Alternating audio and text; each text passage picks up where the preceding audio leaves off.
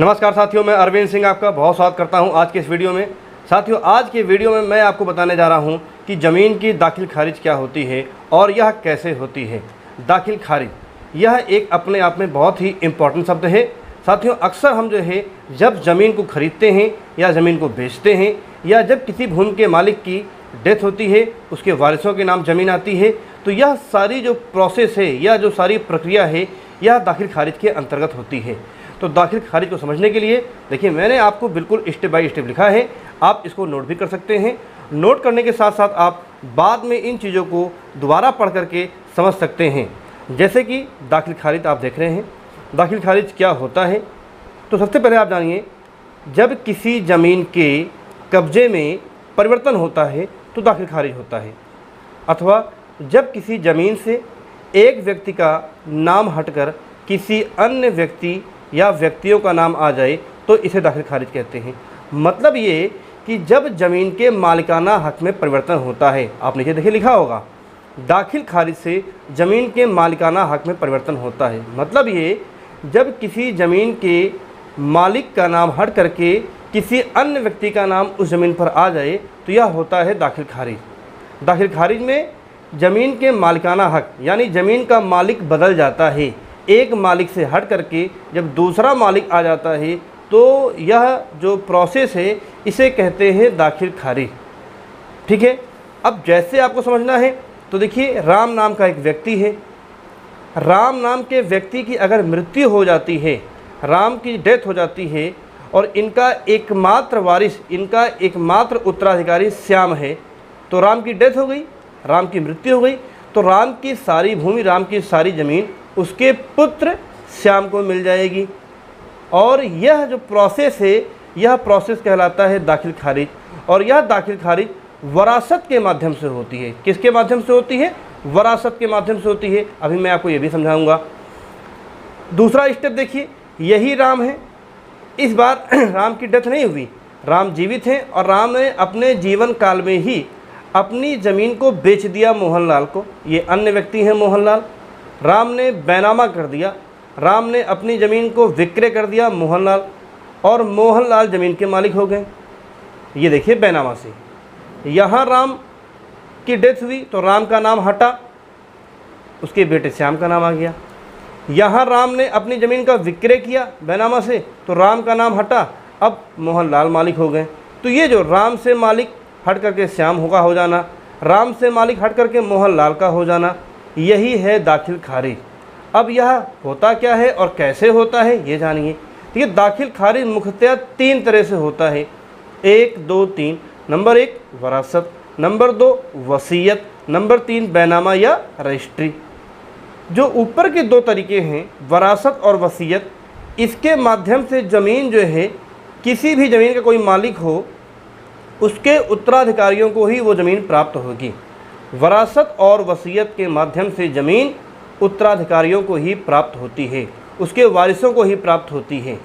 जबकि बैनामा या रजिस्ट्री के माध्यम से ज़मीन किसी भी व्यक्ति को प्राप्त हो सकती है।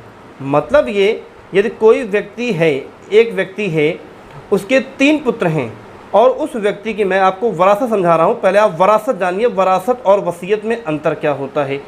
वरासत और वसीयत में अंतर जानने के लिए आपको देखिए, मैं अगले पेज पे लेकर के आता हूँ। ये देखिए ध्यान से आप, वरासत। वरासत क्या है? भूमि मालिक के मृत्यु के पश्चात उसके वारिसों यानी कि उत्तराधिकारियों को भूमि मिलना ही वरासत है। यदि कोई भूमि मालिक है, मान लीजिए राम है भूमि के मालिक, राम की डेथ हो गई और राम की डेथ के बाद उसके 3 पुत्र जीवित हैं, उन्हीं 3 पुत्रों को वह ज़मीन प्राप्त हो जाएगी। राम की डेथ के बाद राम के वारिसों में सिर्फ उसके 3 पुत्र जीवित हैं, तो राम की सारी संपत्ति, राम की जो भूमि है वह उसके 3 पुत्रों में बराबर बराबर बढ़ जाएगी और उन तीनों पुत्रों का नाम सरकारी अभिलेख में दर्ज हो जाएगा। इसे कहते हैं वरासत।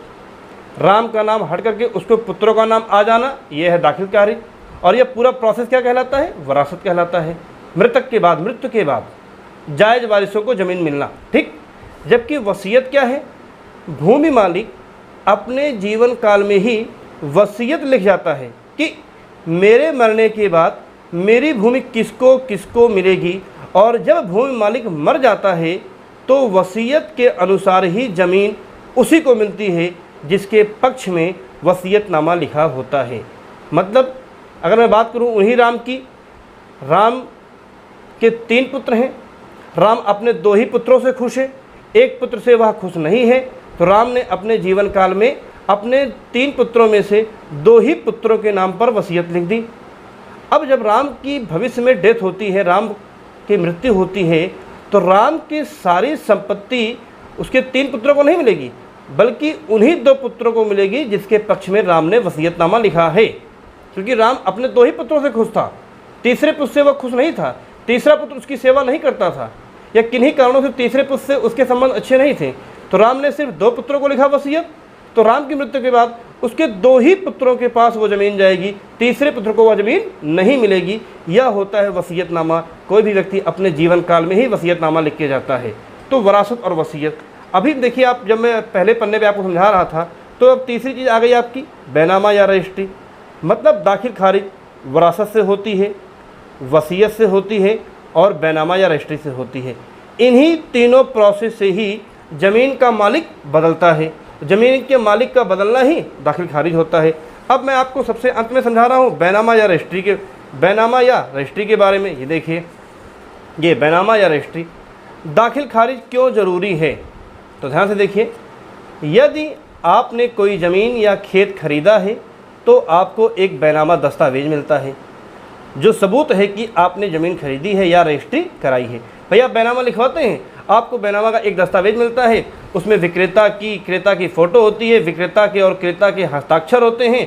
उसमें ये लिखा होता है कि आपने ज़मीन को कितने में बेचा, कितने में ख़रीदा, ये ज़मीन कहाँ स्थित है, कितने नंबर की ज़मीन है, ये सारी चीज़ें उसमें एक ब्यौरा होता है, बैनामा दस्तावेज, जो कि आपको मिल जाता है। ठीक, लेकिन वो दस्तावेज आपको मिल गया, लेकिन देखिए, लेकिन सरकारी दस्तावेज में आप उस ज़मीन के मालिक तब तक नहीं होते जब तक कि उस ज़मीन का दाखिल खारिज नहीं करा लेते।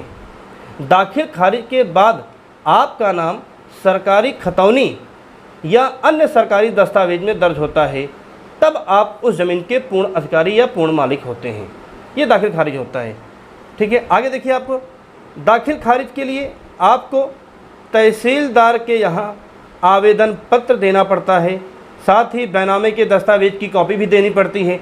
कुछ तहसीलों में बैनामे का मूल दस्तावेज जमा करना होता है, कुछ तहसीलों में, यूपी के अंदर अगर बात की जाए तो कुछ तहसीलों में जो है बैनामे की फ़ोटोकॉपी आपको देनी होती है और अन्य जानकारियाँ भी दी जाती हैं। आप एक आवेदन पत्र देते हैं, एक एप्लीकेशन देते हैं कि मैं फ़ला फ़ला का निवासी हूँ, मेरी ये ज़मीन है, मैंने ज़मीन खरीदी है, और वो बैनामे का आप दस्तावेज देते हैं। तो 35 दिन का समय दिया जाता है। जिस दिन आपने अपना आवेदन दिया उसके बाद 35 दिन का समय दिया जाता है। उसके बाद तहसीलदार ऑर्डर करते हैं और सरकारी दस्तावेज में अथवा खतौनी में विक्रेता का नाम हट करके आपका यानी क्रेता का नाम आ जाता है। ये जब भी आप बैनामा या रजिस्ट्री करवाते हैं, बैनामा या रजिस्ट्री करवाने के बाद आपको ये किसी भी तहसील में तहसीलदार के यहाँ आपको एक आवेदन देना होता है। तहसीलदार ही बैनामा या रजिस्ट्री के संबंध में निर्णय करता है, तभी आपका राजस्व अभिलेख खतौनी में नाम आता है। अब ये देखिए 35 दिन का समय क्या है। 35 दिन का जो समय होता है उसमें बैनामे की जांच होती है। यदि आपने सही तरीके से ज़मीन खरीदी है और कोई भी किसी प्रकार से ऑब्जेक्शन यानी आपत्ति नहीं करता है तो तहसीलदार आपके यानी क्रेता के पक्ष में निर्णय देता है और दाखिल खारिज होता है। 35 दिन का समय इसलिए होता है कि आपने चोरी से, चुपके से, कहीं दबाव में बैनामा तो नहीं ले लिया, किसी और पक्ष के आपने जबरन ज़मीन तो नहीं लिखवा ली। तो इसीलिए समय 35 दिन का है कि 35 दिन के अंदर जो है यदि किसी को अपनी बात कहनी हो आपके बैनामे के संबंध में, तो कोई भी पक्ष आकर के अपनी बात कह सकता है कि साहब इन्होंने जबरन ज़मीन लिखवा ली, इन्होंने फर्जी बैनामा करवा लिया। तो उन सारी चीज़ों को सुन करके ही 35 दिन बाद सही निर्णय होता है। दाखिल खारिज के बाद आप अपना नाम उस ज़मीन पर ऑनलाइन चेक कर सकते हैं। ये गूगल पर आप जाएंगे, भूलेख, गूगल पर जा करके भूलेख आप लिखेंगे, भूलेख डालेंगे आपको तो उसमें राज्य आ जाएगा आपका, फिर जिला आ जाएगा, फिर आपकी अपनी तहसील आ जाएगी, आपका अपना गांव आ जाएगा। उस गांव को आप क्लिक करके, उस गांव को जब आप क्लिक करेंगे तो उसमें ज़मीन का खाता नंबर और गाटा नंबर आ जाएगा। आप जो ज़मीन आपने खरीदी है, गाटा नंबर या खाता नंबर, उस ज़मीन को उसमें आप डालेंगे, वो पूरी खतौनी आपके सामने आ जाएगी और उसमें विक्रेता का नाम हट करके आपके नाम का एक ऑर्डर लिखा होगा कि विक्रेता का नाम खारिज करके आपके नाम ज़मीन या आपके नाम भूमि दर्ज की जाती है। तो ये साथियों बैनामा या रजिस्ट्री होती है। बैनामा या रजिस्ट्री ऑफिस में होता है, लेकिन खारिज दाखिल इसका तहसील में होता है और तहसीलदार के यहाँ होता है। तो इस तरह से दाखिल खारिज मैंने आपको समझाया कि ज़मीन का एक मालिक हट करके कोई दूसरा मालिक हो जाए, और वो 3 तरह से हो सकता है, वरासत, वसीयत और बैनामा यानी रजिस्ट्री के माध्यम से। तो दाखिल खारिज का यह पूरा प्रोसेस है। आपको इस संबंध में यदि कोई और प्रश्न पूछना हो तो आप कमेंट में जाकर के प्रश्न पूछ सकते हैं। आज की मेरे वीडियो में इतना ही, और प्लीज़ साथियों आप मेरे चैनल को ज़रूर सब्सक्राइब कर लें। मैं ऐसे ही आपको अनोखी जानकारी देता रहूँगा, और साथ में आप चैनल को सब्सक्राइब करने के साथ बेल आइकान को भी दबा दीजिए, ताकि जो भी मैं आपको नए वीडियो डालूँ उसकी जानकारी आपको मिलती रहे। धन्यवाद साथियों।